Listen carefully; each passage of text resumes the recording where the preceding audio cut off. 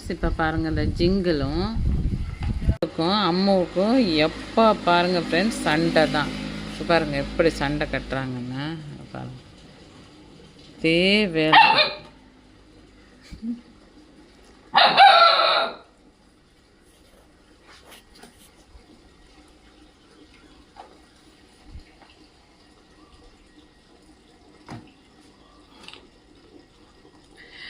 நைட்டில் இவளுக்கு வைக்கிற அம்முக்கு வைக்கிற பால் எல்லாம் வந்து ஜிங்கிள் வந்து உள்ளே குடிச்சிட்டு போயிடுவாங்க. அதனாலே அம்முக்கு சரியான கோபம் வரும். ஜிங்கிளை பார்த்தாலே அம்முக்கு பிடிக்க மாட்டேங்குது.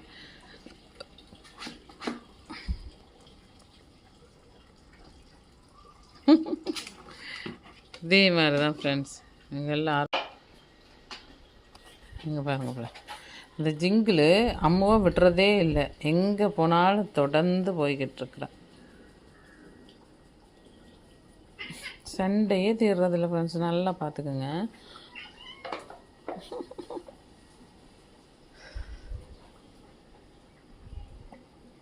ஜிங்கிள் ஆறு என்ன பண்ணுறா உள்ளே?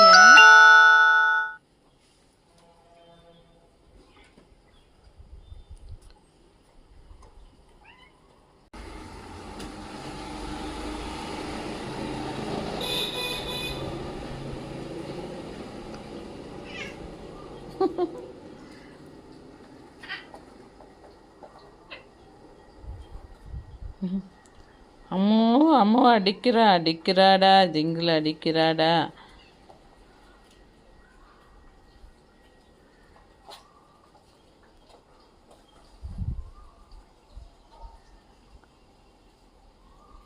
சரியான கோவம் வருது ஃப்ரெண்ட்ஸ் அம்மாவுக்கு. ஜிங்கிளை பார்த்தாலே பிடிக்கிறது இல்லை.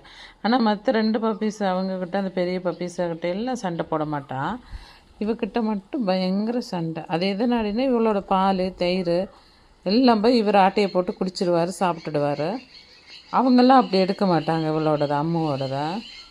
ஆனால் இவ வந்து பயங்கரமான ஆள். போய் நைஸாக கதவு திறந்து இருந்துச்சுன்னா அம்மாவுக்கு நாங்கள் உள்ளே தான் சாப்பாடு வைப்போம். போய் எடுத்து எடுத்து எடுத்து எடுத்து எடுத்து எடுத்து சாப்பிட்டுடுவாங்க. பாருங்க எப்படி மிரட்டுறான்னு பாருங்க. சேட்டை, பயங்கர சேட்டை ஃப்ரெண்ட்ஸ்.